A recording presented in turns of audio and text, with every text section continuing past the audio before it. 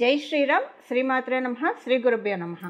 2025 సంవత్సరం మే 19వ తారీఖు నుంచి నవగ్రహాల్లో ప్రత్యేకమైన గ్రహాలు 2 గ్రహాలు అవి ఎప్పుడూ కూడా సమసప్తకాల్లోనే ఉంటాయి. అంటే ఒకదాని నుంచి ఒకటి సమసప్తకాల్లోనే ఉంటాయి, అంటే ఎదురుబెదురుగానే ఉంటాయి. ఆ 2 ప్లానెట్స్ ఏంటంటే రాహుదేవుడు మరియు కేతు భగవానుడు. వీళ్ళిద్దరూ కూడా ఎప్పుడు సమసప్తకాల్లోనే ఉంటారు, వక్రగతిలోనే ఉంటారు, ఎప్పుడు కూడా కాలచక్రంలో కాలపురుషుడు కుండలిలో. ఇలాంటి వీళ్ళిద్దరూ ఇన్నాళ్ళు కూడా అంటే మే 18వ తారీఖు వరకు మీనరాశిలో మరియు కన్యా రాశిలో వాళ్ళ సంచారం సాగించారు. ఇప్పుడు దానికి తెరదింపుతున్నారు. వారి సంచారం రాహు భగవానుడి సంచారం మీనరాశి నుంచి కుంభరాశిలోకి వస్తుంది మే నెల 19వ తారీఖు నుంచి. అలాగే కేతు భగవానుడు కన్యా రాశి నుంచి సింహరాశిలోకి వెళ్తారు. వీళ్ళిద్దరూ ఎప్పుడు కూడా అపసవ్యంగానే వాళ్ళ పైన జరుగుతూ ఉంటుంది. ద్వాదశ రాశులు వాళ్ళకి రాహుకేతువుల యొక్క ఇంపాక్ట్, కుంభరాశి మరియు సింహరాశిలో ఉన్న ఇంపాక్ట్ ద్వాదశ రాశుల వాళ్ళకి, ద్వాదశ లగ్నాల వాళ్ళకి ఎలా ఉంటాయో మనం ఇప్పుడు చూద్దాం. ఇలా మనం చూడటానికి ముందు కొన్ని జనరల్ పాయింట్స్ మనం తెలుసుకుందాము. రాహుకేతువులు కుంభ మరియు సింహరాశిలో సంచారము కొన్ని యూనిక్ పాయింట్స్, అంటే ఈ రాశి అని కాదు, ఆ రాశి అని కాదు, ఈ లగ్నం అని కాదు, ఆ లగ్నం అని కాదు, 27 నక్షత్రాల్లో అందరికీ కూడా యూనిక్గా కొన్ని జాగ్రత్తలు తీసుకోవాలి. యాక్చువల్గా కుంభరాశులు రాహు యొక్క సంచారము చాలా విశేషాంశాలతోటి, చాలా శుభత్వాన్ని ఇచ్చే పాయింట్. కాకపోతే ఇక్కడ కొంచెం జాగ్రత్తగా ఉండాలి. ఎందుకంటే కేతు భగవానుడు సింహరాశిలో ఆయన సంచారం చేస్తూ ఉన్నాడు కాబట్టి మనకి సహజ కాలపురుషుడు కుండలిలో పంచమ స్థానము చాలా వాటిని సూచిస్తుంది, మాసెస్ని కూడా సూచిస్తుంది, అంటే పబ్లిక్ని సూచిస్తుంది, పబ్లిక్ ప్లేసెస్, గవర్నమెంటు, ఇలాంటి వాటన్నిటిని కూడా సూచిస్తుంది మనకి సింహరాశి. ఇప్పుడు ఇదంతా ఎందుకు చెప్తున్నానంటే అందరికీ అప్లికేబుల్ అయ్యే విషయము. ఈ అంటే వీళ్ళిద్దరూ 1.5 సంవత్సరం కాలం పాటు ఈ రాశుల్లోనే సంచారం చేస్తారు. వీలైనంత వరకు ఈ 1.5 సంవత్సరం కాలం పాటు ఎక్కడైతే బాగా గ్యాదరింగ్స్ ఉంటాయో, అంటే చాలా హ్యూజ్ క్రౌడ్, హ్యూజ్ పబ్లిక్ ఎక్కడైతే గ్యాదర్ అవుతుందో అలాంటి ప్లేసెస్కి వెళ్ళకుండా కొంత దూరంగా ఉండడం మంచిది. కొన్ని సమస్యలు అవి వచ్చే ఛాన్సెస్ ఉంది. సో ముందే మన జాగ్రత్తలో మనం ఉంటే కనుక అలాంటివి రాకుండా మనల్ని మనం నివారించుకోవచ్చు, అంటే మనల్ని మనం ప్రొటెక్ట్ చేసుకోవచ్చు. అలాగే ఇది చాలా మంచి ట్రాన్సిట్ కూడా. సింహరాశిలో అంటే కేతు భగవానుడు ఏంటంటే జలతత్వ రాశుల్లో విపరీతంగా యాక్టివ్గా ఉంటాడు. ఆయన వృశ్చిక రాశిలో, మీన రాశిలో, కర్కాటక రాశిలో చాలా బాగా వర్క్ చేస్తారు. ఇది సింహరాశి అగ్నితత్వ రాశి అవ్వడం వల్ల ఆయన కూల్ స్థానాల్లో ఆయన ప్రశాంతంగా ఉండే కేతు భగవానుడు ఈ ఫైర్ స్థానంలోకి వచ్చేప్పటికీ కొన్ని చిన్న చిక్కులు పబ్లిక్ సంబంధించిన వాటిల్లో వచ్చే ఛాన్సెస్ ఉంది. అందువల్ల కొంత దూరంగా ఉండడము బెటరు. అలాగే వీలైనంత వరకు ఎక్కువగా భగవంతుడితోటి కనెక్ట్ అయి ఉండడానికి కనుక మనం ప్రయత్నిస్తూ ఉంటే, ఒకవేళ మనం అలాంటి వాటికి వెళ్ళాల్సి వచ్చినా కూడా భగవంతుడు మనల్ని చల్లగా చూస్తాడు. మీరు ఏదైనా ఇంపార్టెంట్ పనుల మీద వెళ్ళినప్పుడు ఆ ప్లేసెస్ బాగా క్రౌడీ ప్లేసెస్, సపోజ్ ఎగ్జాంపుల్కి ఇప్పుడు మనం చూస్తే ఎగ్జిబిషన్ వస్తుంది, ఎగ్జిబిషన్లో చాలా క్రౌడ్ ఉంటుంది. సో పిల్లలు గొడవ చేస్తారు తీసుకెళ్ళమని. మనమంటే అన్నీ నియంత్రించుకొని కూర్చుంటాం, కానీ పిల్లలకి మనం చెప్పలేం. కాబట్టి ఇలా ఏవైనా వెళ్ళాల్సి వచ్చినప్పుడు, అనుకోకుండా వెళ్ళాల్సి వస్తే కనుక, ఊరికి వెళ్ళాల్సి వచ్చినా, బయట ఊర్లకు వెళ్ళాల్సి వచ్చినా కూడా, ఈవెన్ ప్రయాణాల్లో కూడా, అంటే బయట ఊర్లకు వెళ్ళాల్సి వచ్చినా కూడా గణపతికి ప్రార్థించుకొని వెళ్ళడము, మళ్ళీ క్షేమంగా వెళ్ళి లాభంగా వచ్చేట్టు మమ్మల్ని కరుణించి దీవించు స్వామి అని చెప్పి ఆ స్వామివారికి, గణపతికి దండం పెట్టుకోవడము.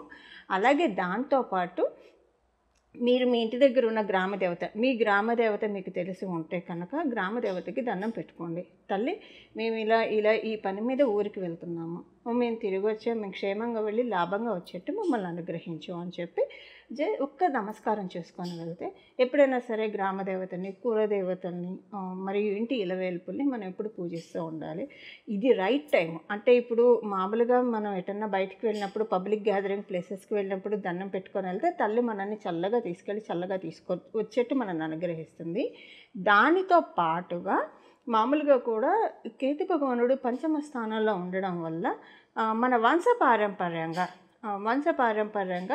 మన ఇంట్లో జరుగుతున్న ఆచారాలు అంటే మన పెద్దలను అడిగి తెలుసుకొని వాళ్ళు ఏ ఏ దేవతల్ని పూజించేవాళ్ళు, ఎక్కడైనా ఏదైనా బ్రేక్ అయిందా అది తెలుసుకొని కంటిన్యూ చేయడానికి ప్రయత్నిస్తే కనుక చాలా మంచిది. అసలు ఇలా ఏం మాకు తెలియదు అని అంటే గ్రామదేవతకి అలాగే ఇలవేలుపుకి ప్రతిరోజు కూడా దండం పెట్టుకోవడము వీలున్నప్పుడు. ఉదాహరణకి మీ ఇలవేలుపు సుబ్రహ్మణ్య స్వామి వారే అనుకోండి, ఉదాహరణకి మంగళవారం సుబ్రహ్మణ్య స్వామి వారి ఆలయానికి వెళ్ళి రావడము. ఇదంతా ఎందుకు చెప్తున్నానంటే కేతు భగవానుడు పంచమ స్థానంలో మంచి రిజల్ట్స్ మనందరికీ ఇవ్వాలంటే కనుక చాలా మంచి రిజల్ట్స్ ఆయన ఇవ్వగలుగుతాడు. కానీ దానికి మనము ఒక పిటిషన్ పెట్టుకోవాలి ఆయన దగ్గర. పిటిషన్ పెట్టుకుంటేనే దాన్ని ఆయన ఆమోదిస్తాడు. ఆయనకి పిటిషన్ మనం డైరెక్ట్గా ఇవ్వలేము. ఆయనకి పిటిషన్ ఇవ్వాలంటే మన ఇంటి గ్రామదేవతని, మన ఇంటి ఇలవేల్పుని, అలాగే గణపతి స్వామి వారికి, కులదేవతకి దండం పెట్టుకోవడం వల్ల వీళ్ళకి ఏంటంటే కేతు భగవానుడు ఇలాంటి గాడ్స్ అందరినీ సూచిస్తాడు. ఆయన అప్పీజ్ అవుతాడు. అలాగే గణపతి కేతు భగవానుడికి అధిదైవం. సో మనకి ఎలాగైనా చెప్పక్కర్లేదు, ప్రతి పూజకి గణపతికి అగ్రతాంబూలం ఇస్తాం కాబట్టి గణపతి పూజ, గణపతి ప్రార్థన చేసుకుంటే చాలా మంచిది.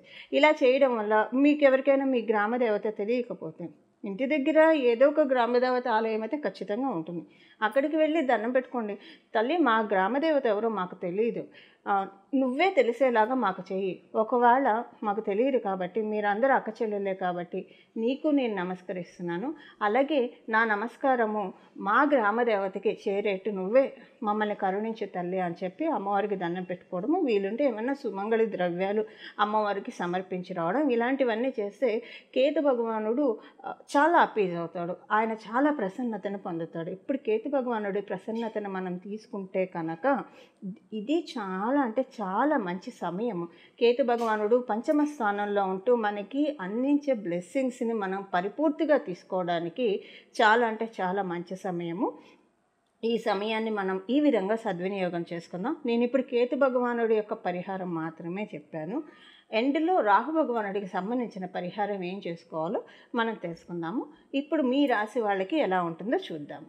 మీనరాశి, కాలపురుషుడి కుండలిలో ఆఖరిదైన మీనరాశి.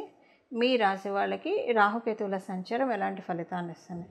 మొన్నటిదాకా మీ రాశిలోనే రాహు భగవానుడు సంచారం చేశాడు. ఇప్పుడు గ్రహణం విడిపోయినట్టు మీ రాశి నుంచి వెళ్ళిపోయి మీకు వ్యయ స్థానంలో ఆయన సంచారం చేస్తూ ఉన్నాడు. అలాగే షష్ఠ స్థానంలో కేతు భగవానుడి సంచారం జరుగుతుంది. షష్ఠ స్థానంలో కేతు భగవానుడి సంచారం చాలా మంచిది.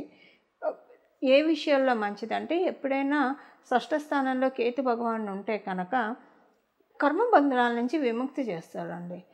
సో జన్మ నుంచి చేసుకున్నది కావచ్చు, డెఫినెట్గా అంటే మనకి తెలియకుండా ఎప్పుడైనా మనం పుట్టేదే కర్మను భుజాన మూసుకొని పుడతాము. సో దాన్ని ఏంటంటే పూర్వజన్మలో ఉన్న కర్మని తొలగిస్తాడు.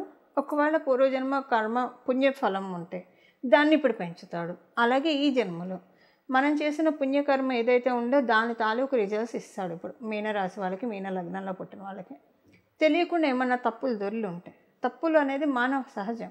తప్పు చేయని వారు ఎక్కడో మహాత్ములు ఉంటారు, కొంతమంది ఉత్తములు ఉంటారు. ఒక 30% మినహాయిస్తే సహజంగా మానవ సహజం తప్పులు చేయడం అనేది. అలా తెలియకుండా తెలిసి కూడా కొన్ని తప్పులు చేసి ఉంటే వాటన్నిటి నుంచి ఇప్పుడు బయటపడేస్తూ ఉన్నాడు కేతు భగవానుడు. స్ట్రిక్ట్లీ సూర్యరాశిలో ఆయన సంచారం చేస్తూ, సూర్యరాశి అయిన సింహరాశి షష్ఠ స్థానంలో ఆయన సంచారం చేస్తూ ఆయన మీకు ప్రసాదించేది ఏంటంటే అందులో మీనరాశిలో కేతు భగవానుడు చాలా ఉచ్చ స్థానాన్ని తీసుకుంటాడు. అందువల్ల ఇప్పుడు మీకు రాహువు కంటే కేతు బ్లెస్సింగ్స్ చాలా బాగా ఉన్నాయి. కేతు బ్లెస్సింగ్స్ ఉండడం వల్ల మీకు ఎలా అనిపిస్తుందంటే దైవ శక్తి మీ చుట్టూ ఉన్నట్టు అనిపిస్తుంది. చాలా పాజిటివ్ వైబ్స్ మీ చుట్టూ అనిపిస్తూ ఉంటుంది. మీకు మీ ఇంట్లో చాలా ప్రశాంతంగా అనిపిస్తుంది. మిమ్మల్ని చూసిన వాళ్ళు ఎవరైనా సరే జస్ట్ అలా రోడ్డు మీద వెళ్తుంటే ర్యాండమ్గా ఎవరైనా తెలియకుండా ఏదో అంటే ఇలా అనుకుంటారు, అంటే దండం పెడతారు వాళ్ళకి తెలియకుండానే. ఎందుకంటే దైవశక్తి మీకు తెలియకుండా మీలో ప్రవేశిస్తూ ఉంది. దైవశక్తి కావచ్చు, మీలో కావచ్చు, మీ చుట్టూ అయిన దైవశక్తి యొక్క ప్రవాహాన్ని మీరు అబ్జర్వ్ చేస్తారు. ఒకవేళ మీలో దైవశక్తి ప్రవేశిస్తే మీరు తెలుసుకోలేరు, మీ చుట్టూ ఉన్న వాళ్ళు తెలుసుకుంటారు. అది ఎలా మీకు తెలుస్తుంది? వాళ్ళు మిమ్మల్ని చూసే చూపు మారుతుంది. చాలా అంటే అంతకుముందు మీతోటి ఎలా ఉన్నా చాలా విలువ ఇస్తారు ఇప్పుడు. సెకండ్ థింగ్ ఏంటంటే ఇప్పుడు నేను చెప్తున్నట్టు అలా వెళ్తూ వాళ్ళకి తెలియకుండానే దండం పెట్టేస్తారు. అది కూడా మీరు నోటీస్ చేస్తారు మీలో దైవశక్తి ప్రవేశిస్తే కనుక. ఎందుకంటే కాలపురుషుడి కుండలిలో మీనరాశి మోక్షస్థానం. ఈ మోక్షస్థానమే కేతు భగవానుడికి ఇష్టం. సో అదేంటంటే ఆయన షష్ఠ స్థానంలో సంచారం మీకు ఇది చాలా ఉత్తమమైన సంచారము. అసలు మీరు చాలా అంటే చాలా మీరు కనుక దీనికి ఇన్క్లైన్ అవ్వగలిగితే, అంటే ఎలా ఇన్క్లైన్ అవుతారు? కేతు భగవానుడు ఇప్పుడు చాలా హెల్ప్ చేయడానికి రెడీగా ఉన్నాడు. చాలా దోషాలు ఏమన్నా ఉంటే వాటి నుంచి మిమ్మల్ని బయటకు తీసుకొస్తాడు. ఆయన హెల్ప్ చేస్తూ ఉన్నాడు. ఇహలోక బంధనాల నుంచి బయటపడి ముక్తి, అంటే ఇప్పుడు ముక్తి అంటే వేరే అనుకోకండి. మన జీవితంలో ఉన్న కష్టాల నుంచి మనం బయటపడ్డామంటే కష్టాల నుంచి మోక్షం కలిగింది. అలా మిమ్మల్ని కష్టాల నుంచి మోక్షం కలిగించడానికి ఆయన హెల్ప్ చేస్తున్నాడు. కాదే ఆయన ఒకటి అడుగుతున్నాడు. మీ జీవితంలో ఉన్న అంటే లౌకికంగా ప్రాపంచికంగా మీకున్న కష్టాలన్నింటినీ నేను పీఠముడిని నేను ఇప్పుతాను, కానీ మీరు నాకు ఒక ప్రామిస్ చేయాలి. ఆ ప్రామిస్ చేస్తేనే నేను మీకు ఇది చేస్తానని మిమ్మల్ని అడుగుతున్నాడు. ఏంటి ఆ ప్రామిస్? మీ నుంచి ఆయన ఆశించే ప్రామిస్ ఏంటి? మనం ఇవ్వగలిగేది ఏముంది గ్రహదేవతల కంటే? మీరు ఎక్కువగా లౌకికంగా కనెక్ట్ అయ్యి ఉండకండి, పారమార్థికంగానే ఎక్కువగా ఉండండి, భగవద్ధ్యానం చేయండి, భగవత్ చింతనని ఎక్కువగా పెట్టుకోండి. ఇప్పుడు ఈ కష్టాలు అయిపోతే సుఖాలు వస్తాయి. సుఖాలు వచ్చాయి కదా అని భగవంతుడిని మరవకండి. ఒకవేళ మీరు ఎప్పుడు కూడా మీరు కష్టమున్నా సుఖమున్నా భగవంతుడిని ధ్యానించే మనస్తత్వమే కలవాళ్ళు అయితే అప్పుడు మీకు ఇంకా బాగుంటుంది. అసలు మీరు ఏ ప్రామిస్ చేయక్కర్లేదు, ఎందుకంటే ఆల్రెడీ మీరు అందులోనే ఉన్నారు కాబట్టి ఆయన ఇంకా సులువు చేస్తాడు, మీకు విషయాన్ని సులువు చేస్తాడు. అంటే అందరూ ఎక్కువగా స్పిరిచువల్గా ఉండాలనే ఉండదు కదా. జనరల్గా ఎవరి పనులు వాళ్ళు చేసుకుంటూ ఉంటారు, దండం పెట్టుకుంటారు, అలాగని మరీ ఆధ్యాత్మికంలోనే ఉండరు. కొంతమంది అలా ఉంటారు. అలా ఉన్నవాళ్ళు కొంచెం మీరు మీ దృష్టిని డైవర్ట్ చేసుకోవాలి, ఆధ్యాత్మికంగా మిమ్మల్ని మీరు మలుచుకోవాలి. అసలు మనకి శరీరం ఇచ్చిన కూడా అదే కదా కారణం, భగవంతుడు. సో ఆధ్యాత్మికంగా మిమ్మల్ని మీరు మలుచుకుంటే అసలు కేతు భగవానుడు షష్ఠ స్థానంలో ఉండి చాలా మంచి ఫలితాలను మీకు ఇస్తాడండి. అంటే మోక్షకారకుడు మీ కష్టాల నుంచి మిమ్మల్ని గట్టెక్కిస్తాడు. కాబట్టి నేను ఇంకా ఉద్యోగస్తులకి ఇలా ఉంటుంది, వ్యాపారస్తులకి ఇలా ఉంటుంది, వివాహం కావాలనుకున్న వాళ్ళు అవుతున్నా ఇవేం విడివిడిగా చెప్పనక్కర్లేదు. మనకున్న కష్టాలంటే అన్నీ అవే ఉంటాయి కదా. ప్రాపంచికంగా ఉద్యోగం సరిగ్గా లేదనో, లేదా ఉద్యోగం లేదనో, వ్యాపారం సరిగ్గా లేదనో, లేదా వ్యాపారం లేదనో, లేదా వివాహం కావట్లేదనో, ఇంట్లో ఇలా ఏవో ఒకటి ఇవే ఉంటాయి కదండి. వీటన్నిటినీ మీరు మర్చిపోండి అంటే మీ కర్తవ్యం మీరు చేయండి. ఎప్పుడైనా మనం కర్తవ్యం వరకే చేయగలం, ఫలితాలు దైవ నిర్ణయాలు, సో దైవాధీనాలు. కాబట్టి సో మీరు మామూలుగా చేస్తూ టెన్షన్ తీసుకోకండి. కేతు భగవానుడు మొత్తం మీ నుంచి సెట్ చేస్తూ ఉన్నాడు ఈ పరిస్థితులని. కానీ ఆయన మీ నుంచి ఆశించేది ఎక్కువగా భగవంతుడితోటి ఉండండి. మీరు వీలుంటే కనుక హరే రామకృష్ణ అనే ఈ నామాన్ని మీరు డేలో కనీసం 16 మాలలు తిప్పడానికి ప్రయత్నించండి. అంటే 16 సార్లు 108 సార్లు అనడానికి ప్రయత్నించండి. సో మీకు జపమాలు ఉంటే 16 సార్లు తిప్పండి. హరే రామకృష్ణ హరే రామకృష్ణ హరే రామకృష్ణ హరే రామకృష్ణ హరే రామకృష్ణ అనుకుంటే అలాగే ఇది. అంటే నేను మొదట కేతు భగవానుడి పరిహారం చెప్పా, ఇప్పుడు రాహు భగవానుడి పరిహారం కూడా చెప్తాను. ఇది ఎక్స్ట్రా రెమెడీ మీకు. అంటే ఎక్స్ట్రా మీరు ఎందుకంటే మీకు ఇంకా ఎక్కువ వరం ఉందండి. ఎందుకంటే మీన రాశి వాళ్ళకి స్పెషల్ ఈ రాహుకేతువుల సంచారం. ఎందుకు స్పెషల్ అని అంటున్నానంటే మోక్షస్థానం మీ రాశి అయింది కాబట్టి ఈ మోక్షస్థానంలోనే మోక్షకారకుడు చాలా బ్యూటిఫుల్గా వర్క్ చేస్తాడు. అందువల్ల కేతు భగవానుడు మీకు మంచి వరాన్ని ప్రసాదిస్తున్నాడు. అయితే ఇక్కడ ఇంకొక విషయం చెప్పాలి. మీకు ఒకవేళ కేతు భగవానుడు మీనరాశిలో ఉంటే మీరు పుట్టినప్పుడు ఇంకా మీకు ఇది మంచిది.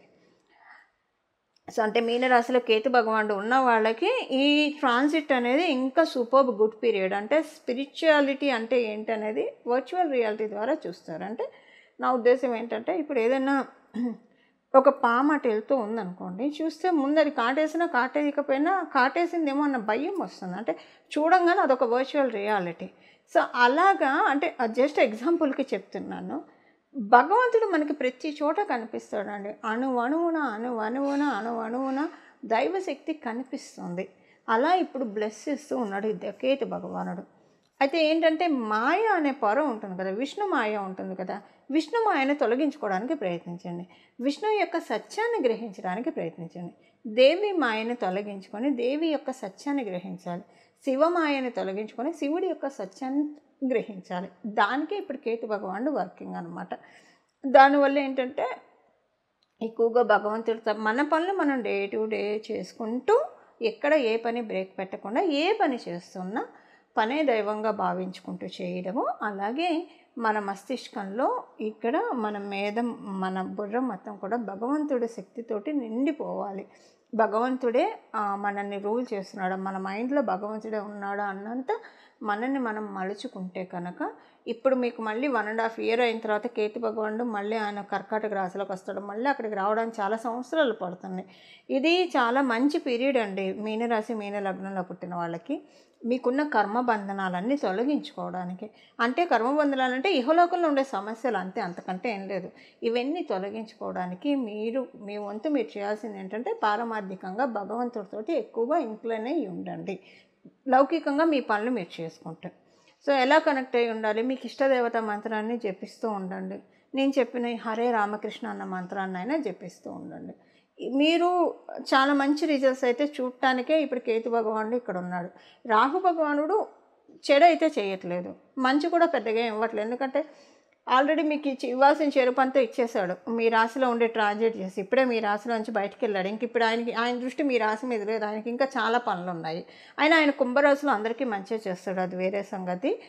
అయితే మీకు ఇక్కడ 12th house అవ్వడంలో ఇంకా మంచిది. రాహు భగవానుడు కూడా అడ్డు చెప్పాడు. ఎప్పుడైనా మనం స్పిరిచువల్గా వెళ్దామంటే రాహు భగవానుడు లాగుతాడు, ఇక్కడ ఆశ చూపిస్తూ ఉంటాడు. సో ఆశా పోరాటాలకి అతీతంగా మీకు తెలియకుండానే మీరు అయిపోతారండి ఈ ట్రాన్సిట్ అయ్యే లోపల. అలాగని అన్నిటికీ అతీతంగా అవుతారంటే ఏదో వైరాగ్యం అలా అని కాదు. ఇప్పుడు కడుపు నిండితే ఇంకా ఆకలి ఉండదు. ఇహలోకంలో కష్టాలన్నీ తీరిపోతే అప్పుడు ప్రశాంతంగా భగవంతుడిని పట్టుకోవడానికి అవకాశం ఉంటుంది. అదే ఇప్పుడు మీరు చూస్తారు. ఇప్పుడు మనం రాహు భగవానుడికి సంబంధించిన ఏ పరిహారం చేసుకోవాలో చూద్దాం. సహజంగా కుంభరాశిలో ఉన్న రాహు భగవానుడు అందరికీ మంచిగా చేస్తాడు. ఆయన ప్రశాంతంగా ఆయన ఇంటికి వచ్చాడు, చాలా హ్యాపీగా ఉన్నాడు ఆయన. సో అందరికీ మంచిగా చేస్తాడు. కానీ దాన్ని మనము అంటే ఏమంటారు, ముద్దు వచ్చినప్పుడే చంకెక్కాలి, దీపం ఉన్నప్పుడే ఇల్లు చక్కబెట్టుకోవాలి, ఇలాంటివన్నీ మనం చిన్నప్పటి నుంచి వింటూ పెరిగాం కదా. సో ఇలాంటివి మనం సాధించాలంటే ఏం చేయాలంటే లౌకికంగా కూడా మనం అంతా బాగుండాలి కదా. లౌకికంగా మనకంతా ప్రశాంతంగా ఉంటే పారమార్థికంగా మనం రీచ్ అవ్వచ్చు. బట్ ఎలా ఉన్నా లౌకికంగా పారమార్థికంగా మనం రీచ్ అవ్వడానికి కనుక మనం ప్రయత్నిస్తూ ఉంటే లౌకికమైన సమస్యలన్నీ ఈ భవసాగరాన్ని ఆయన ఒక చిన్న ఒక పెద్ద సముద్రం, మన సంసారం ఒక పెద్ద సముద్రం అనుకుంటే పరమాత్ముడి పాదాన్ని మనం ఆశ్రయిస్తే ఆ మహాసముద్రం కాస్త ఒక చిన్న కొలన్ని చేసేస్తాడు, మనం దాటడానికి వీలుగా చేస్తాడు. అదంతా పరమాత్ముడే చూసుకుంటాడు. బట్ అందరికీ ఇది సాధ్యం కాకపోవచ్చు ఆచరణలో, ఎందుకంటే లౌకికంగా ఇబ్బందులు ఉంటాయి. సో ఇప్పుడు మనం రాహు భగవానుడికి సంబంధించిన పరిహారం ఏంటనేది చూద్దాం. ఎప్పుడైనా రాహు భగవానుడు ఎవరి ముందు తల వంచుతాడంటే అమ్మవారి ముందు తల వంచుతాడు.